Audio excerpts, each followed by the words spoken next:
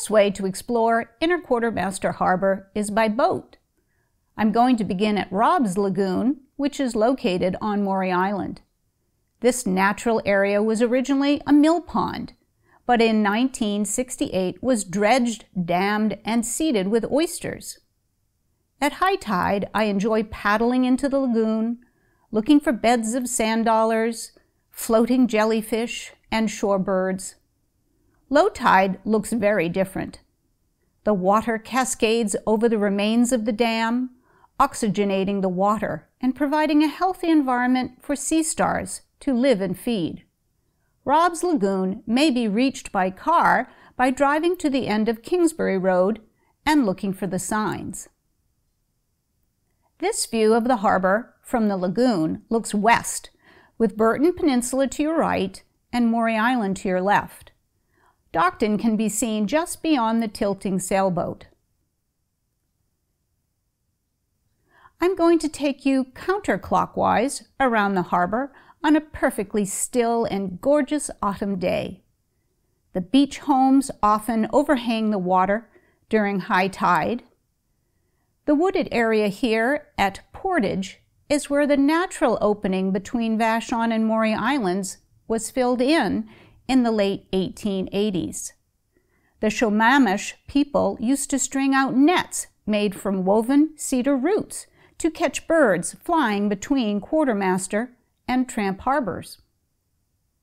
Island artist and historian Marshall Soule created a commemorative plaque about the island's first permanent white settlers who arrived in 1877. Solomon and Eliza Sherman were among those early pioneers.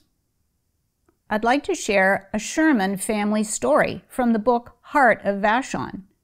Joy Sherman-White relates a story told to her by her father, Aaron Sherman. The story is about his father, Fred B. Sherman, son of Salmon and Eliza.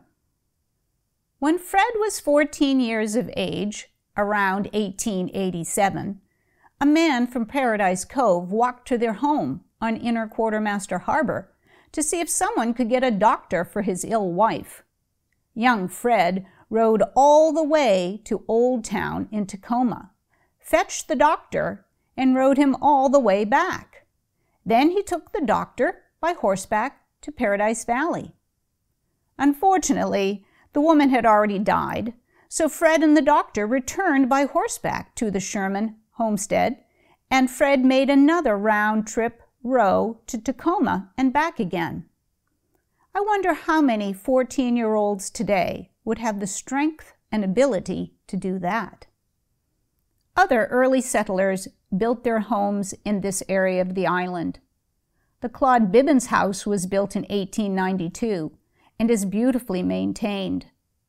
Marjorie Stanley, born in 1891, was an island historian and beloved librarian who lived nearby in the family home. In November 1927, the Vashon Pioneer and Historical Society erected a monument to these early pioneers. Quartermaster Road edges the water and allows the best views of the entire inner harbor. If you are an eagle, however, this is your view. Notice Judd Creek flowing into the harbor at the bottom of the photo. This area is known as Newport and once was the site of multiple longhouses with the nearby Judd Creek supplying fresh water and an abundance of migrating salmon. Buoys and wharves provide ample space for boat and plane moorage. Designated an important bird area by the National Audubon Society, the harbor provides feeding and resting areas for migratory seabirds such as surf scoters, Barrow's goldeneye, buffleheads, mergansers, and cormorants. Friendly harbor seals take advantage of the ample fish supply in this safe haven for breeding. Sandra Noel shares this poem about our frequently foggy harbor. This morning on the fog-layered bay, The sound of long oars touch and go in unison as rowers in slender shells sleeked through the dark water, one voice calling account from the coxswain's seat. "Power 10 to 20, let it run," swallowed by distance as they coursed around the point and out of reach of my hearing. Mornings have always come like gifts, no matter what my troubles. A good cup of coffee, and I am born again before first light, when anything is possible and almost anything can be endured. We'll finish this tour of the inner harbor with a stop at Vashon Park District's Jensen Point boat launch.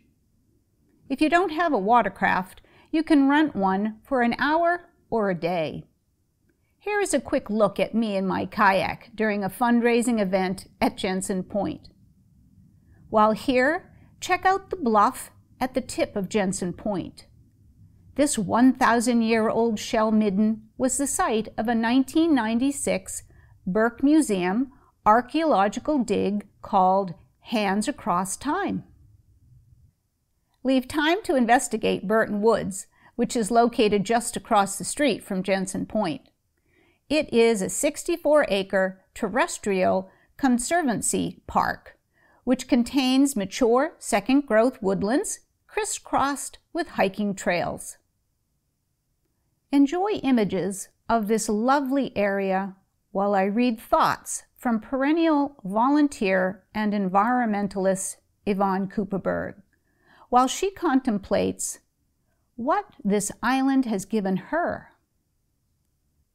Trees, salmon, bears, beaches, quiet, serenity, open spaces, companionship, comfort, friends, support, solitude, volunteering, hibernating, peace.